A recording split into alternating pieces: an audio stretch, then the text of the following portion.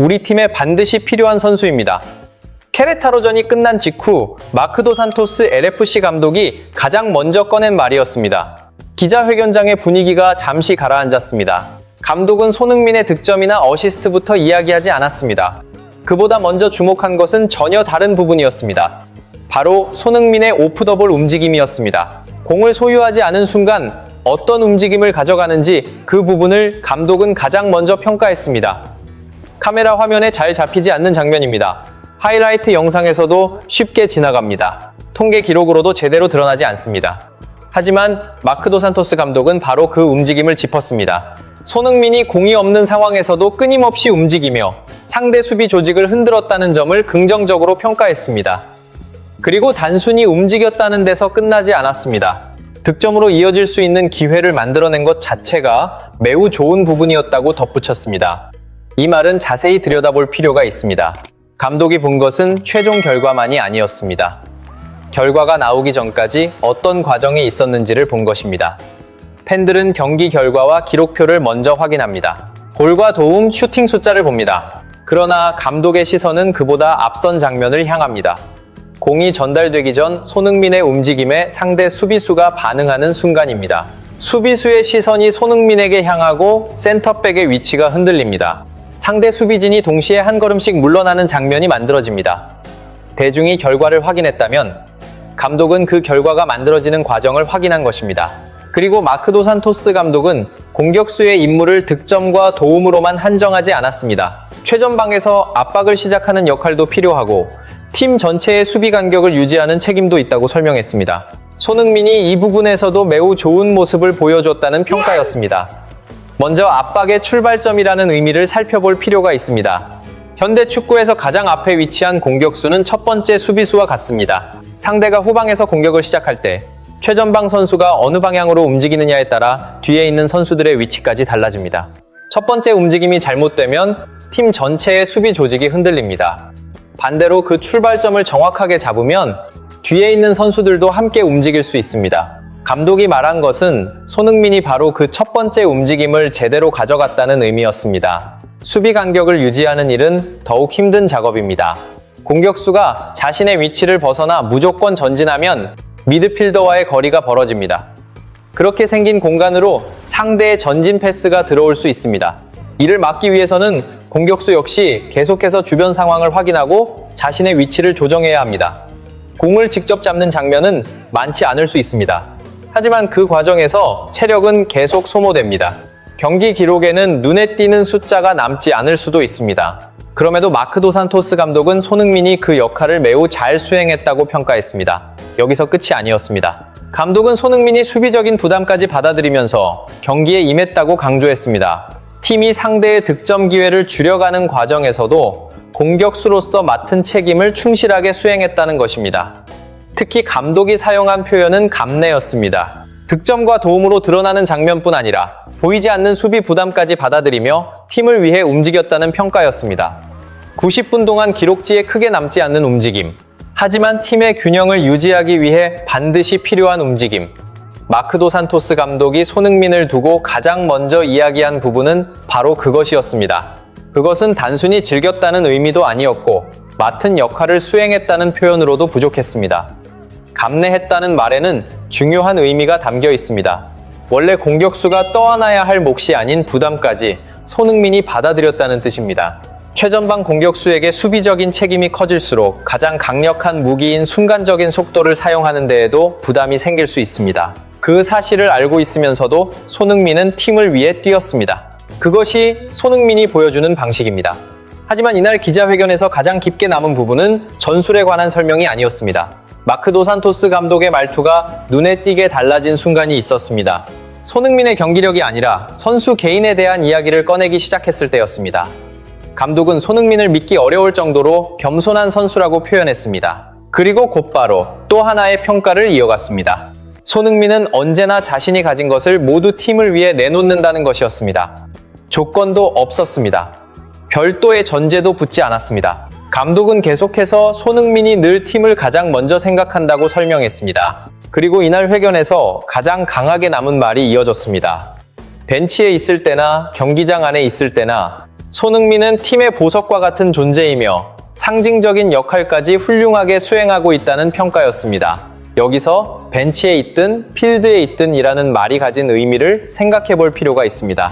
손흥민은 세계 최고 수준의 무대에서 주장 완장을 찾던 선수입니다. 아시아 선수로서 올라설 수 있는 거의 모든 단계에 도달한 선수이기도 합니다. 그런 선수에게 벤치에 앉는 상황은 단순한 출전 여부를 넘어 자존심의 문제로 이어질 수도 있습니다. 라커룸 분위기가 무거워질 수 있고 언론이 그 틈을 파고들 수도 있습니다. 결국 그 여파가 팀 전체로 번지는 경우도 축구에서는 반복되어 왔습니다. 하지만 마크 도산토스 감독이 전한 이야기는 그 반대였습니다. 손흥민이 교체 명단에 있거나 벤치에서 경기를 지켜보는 순간에도 팀의 상징으로서 역할을 하고 있다는 것입니다. 그래서 감독은 그에게 고맙다고 말했습니다. 이것은 단순한 전술적 평가와는 다른 차원의 이야기였습니다. 한 사람으로서 손흥민을 바라본 평가였습니다. 감독의 설명은 여기에서 끝나지 않았습니다. 그는 손흥민과 같은 선수가 팀 안에 존재할 때 자연스럽게 만들어지는 여러 가지 모습을 이야기했습니다. 훈련에 임하는 자세가 달라지고 경기에서 팀을 위해 자신을 희생하며 동료들에게 심리적인 안정감을 준다는 것이었습니다. 그리고 감독은 이런 부분을 말로 모두 표현하기 어려울 정도라고 평가했습니다. 말로 다 설명하기 어렵다는 것은 결국 수치로 측정하기 힘든 부분이라는 뜻이기도 합니다. 훈련장에서 34살의 슈퍼스타가 누구보다 먼저 모습을 드러내 몸을 푸는 모습을 떠올릴 수 있습니다.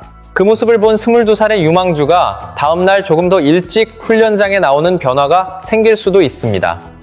하지만 이런 장면은 데이터에 기록되지 않습니다. 어떤 통계표에도 별도의 항목으로 나타나지 않습니다. 그럼에도 감독은 그것을 알고 있습니다. 매일 현장에서 직접 보기 때문입니다. 그렇다면 이런 평가가 단순한 립서비스였을까요? 그렇지 않았습니다.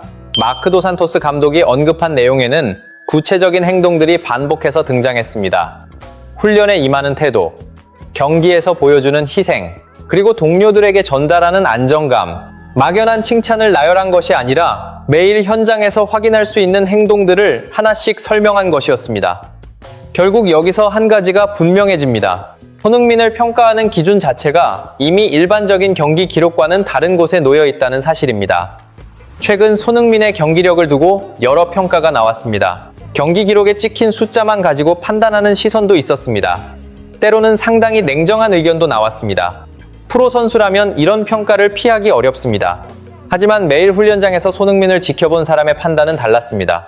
90분 동안 벤치에서부터 그의 움직임 하나하나를 지켜본 감독의 결론은 분명했습니다. 팀에서 빼놓을 수 없는 선수, 팀의 보석과 같은 존재. 마크 도산토스 감독은 기록으로 맞서지 않았습니다. 목소리를 높이지도 않았습니다. 자신이 현장에서 직접 확인한 장면들을 차례대로 설명했을 뿐입니다. 그리고 그것만으로 충분했습니다. 기자회견 후반부에 들어서면서 도산토스 감독의 표정은 다시 진지해졌습니다. 이제부터가 더욱 중요하다는 의미였습니다. 앞으로 팀을 어떻게 운영할 것인지 더 세밀하게 고민해야 한다는 것입니다. 감독은 다음 경기에서 누가 가장 좋은 몸 상태로 출전할 수 있을지는 확실하게 말하기 어렵다고 밝혔습니다. 가장 큰 이유는 일정이었습니다. 케레타로전 이후에는 샌디에고전이 예정되어 있고 그 다음에는 콜로라도전이 이어집니다. 짧은 기간 안에 여러 경기를 치러야 하는 일정도 포함되어 있습니다. 미국에서의 이동은 유럽과 상황이 다릅니다. 대륙을 가로지르는 원정이 계속되면 선수에게 부담을 주는 것은 경기만이 아닙니다. 긴 이동과 시차가 겹치고 비행 이후 회복할 시간도 충분하지 않을 수 있습니다. 이런 부담이 계속 쌓이면 결국 부상으로 이어질 가능성도 커집니다. 도산토스 감독은 이전에도 비슷한 우려를 나타낸 적이 있습니다. 일정이 지나치게 빡빡해지면 경기력이 떨어질 수밖에 없기 때문에 선수들의 출전 시간을 조절해야 한다는 취지였습니다. 현지 보도에서도 감독이 선수단을 더욱 폭넓게 활용해야 한다는 뜻을 여러 차례 밝혀온 것으로 전해졌습니다. 그리고 이날 감독은 상황을 이렇게 정리했습니다. 오늘 경기에서 얻은 결과는 중요합니다. 하지만 팀 앞에는 아직 더 긴 일정이 남아 있습니다. 바로 그 긴 여정을 바라보고 있었습니다. 감독은 앞으로 선수들의 체력과 부상 문제를 더욱 세심하게 관리하겠다고 밝혔습니다. 그러자 앞서 나왔던 한마디가 다시 연결됩니다. 벤치에 있을 때도 경기장에 있을 때도 도스산토스 감독이 굳이 이 표현을 사용한 이유가 이 시점에서 더욱 분명해집니다. 선수들을 돌려가며 기용하는 것은 피하기 어렵습니다. 그리고 로테이션이 본격적으로 시작되면 팀의 분위기를 좌우하는 것은 벤치에 있는 선수들의 태도이기도 합니다. 최고의 스타가 벤치에서 불편한 표정으로 경기를 지켜보는 팀과 출전하지 않는 순간에도 동료들을 격려하는 팀은 전혀 다른 모습을 보여줄 수 있습니다. 도스 산토스 감독은 이미 그 차이를 알고 있었습니다. 그래서 손흥민에게 고맙다고 말한 것입니다. 한 시즌 전체를 치르는 동안 모든 경기를 최상의 몸 상태로 소화할 수는 없습니다. 컨디션이 무거운 날도 있습니다. 상대의 강한 견제에 움직임이 제한되는 경기 역시 나올 수 있습니다. 하지만 그런 상황에서도 달라지지 않는 부분이 있습니다. 가장 먼저 압박을 시작하는 움직임, 수비 간격을 유지하기 위해 계속해서 주변을 확인하는 자세, 그리고 벤치에 머무는 순간에도 팀을 하나로 묶어주는 존재감. 마크 도 산토스 감독이 바라본 손흥민은 바로 그런 선수였습니다. 그리고 감독은 그 가치를 보석이라는 말로 표현했습니다.